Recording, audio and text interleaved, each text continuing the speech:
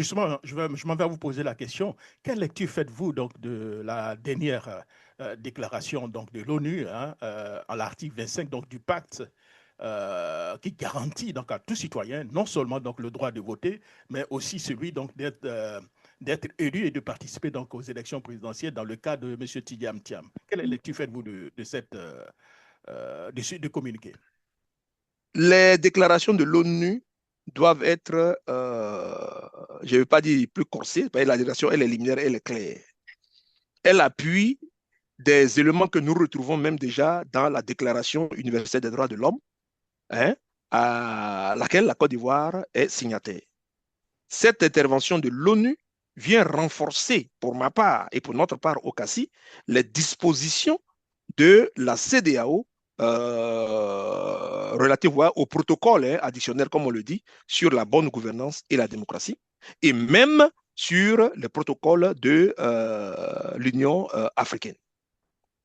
Tout cela aussi vient renforcer quoi? Il tout cela ne contredit en rien l'une des dispositions fondamentales qui est contenue dans la constitution de l'État de Côte d'Ivoire.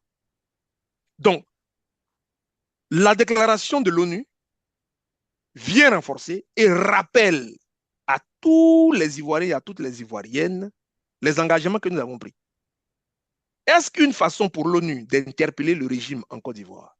Si c'est le cas, il faut avoir une décision beaucoup plus corsée parce qu'on a vu comment l'ONU a corsé ses positions entre 2000 et 2010, quand le président Laurent Gbagbo était au pouvoir. Et c'est ce qui donne à un certain nombre d'Ivoiriens, y compris le docteur Riquet, le sentiment qu'il y a encore un peu de parti pris et de manipulation dans ce qui est en train de se produire. Hier, on a vu la France prendre position et prendre des résolutions à l'ONU chaque matin sur la question de la Côte d'Ivoire. Aujourd'hui, les élections arrivent, on ne voit pas ça. On a vu même la CEDEAO aller jusqu'à menacer le président Laurent Gbagbo. Si vous ne vous retirez pas, on amène une armée là-bas en Côte d'Ivoire, comme on l'a fait dans d'autres pays. C'est le général, un général togolais qui devait conduire ces troupes-là.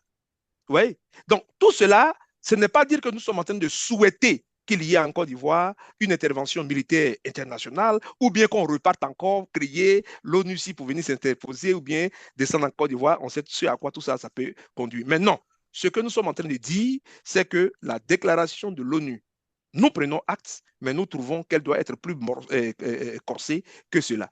Les autres États, notamment celui dans lequel nous vivons, hier, l'exécutif américain, des parlementaires américains ont pris fait et cause pour M. Alassane Draman Ouattara et l'opposition en ce moment-là, lorsque le président Laurent Gbagbo était au pouvoir.